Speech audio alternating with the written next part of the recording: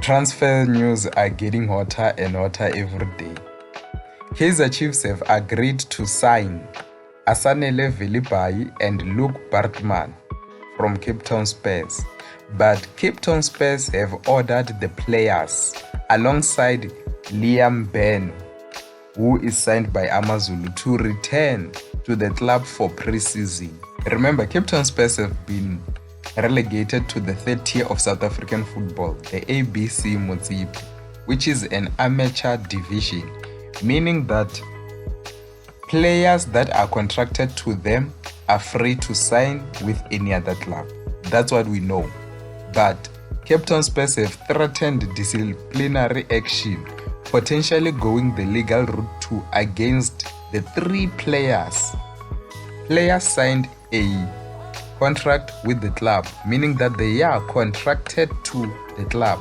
Obviously, Kaizer Chiefs wouldn't announce these players before everything has been ironed out with Cape Town Spurs, because they don't want to be taken to FIFA and be banned from signing players. So here's what we know. The promising attacking duo have been touted for major moves in the top flight, and Kaizer Chiefs have won the race for the services, but face a fight from Cape Town Spurs, who claim both are still under contract. Liam Bern, on the other hand, is in limbo with Spurs, having already signed with AmaZulu. All their contracted players as of the 1st of July seeing their contracts drop down to amateur status, meaning that the Ikamva-based club in their current status are no longer a member of the NSL, meaning that the NSL rule book does not apply to Cape Town Spurs, meaning that now they are under the SAFA because the amateur leagues are under SAFA. It is believed that players have terminated their contract as per the status of Cape Town Spurs and are in line with FIFA and NSL and the South African Football Association rules. All players involved in SAFA competitions are deemed amateur as per Rule 3.1.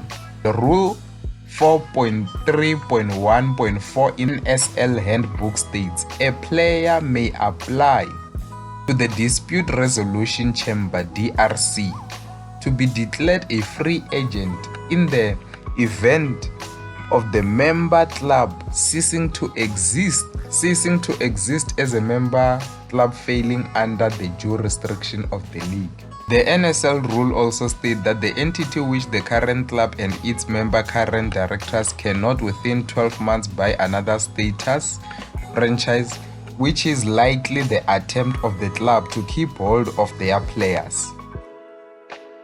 Should a potential status purchase transpire, this new entity under the new directors could contractually have hold on current players.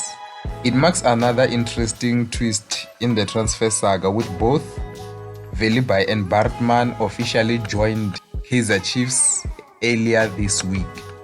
Should Cape Town Spurs manage to buy the status of another club, because we know that they are attempting to buy the status of Pretoria Kellys, which plays in the Motsipe Foundation Championship, which is the second tier of South African football, and it is a professional league.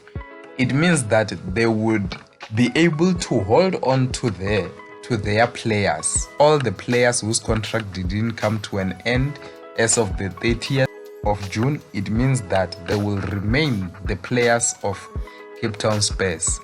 But should Cape Town Spurs fail to buy the status and remain amateur, then players would be able to leave, meaning that now it's going to be a different matter, because if they manage to buy status and become a professional team, it will mean that they will be able to take Kaizer Chiefs to FIFA. And remember, Kaizer Chiefs signed these players on a free. So now, having been told that they have to pay for the players, this is going to be a very difficult matter.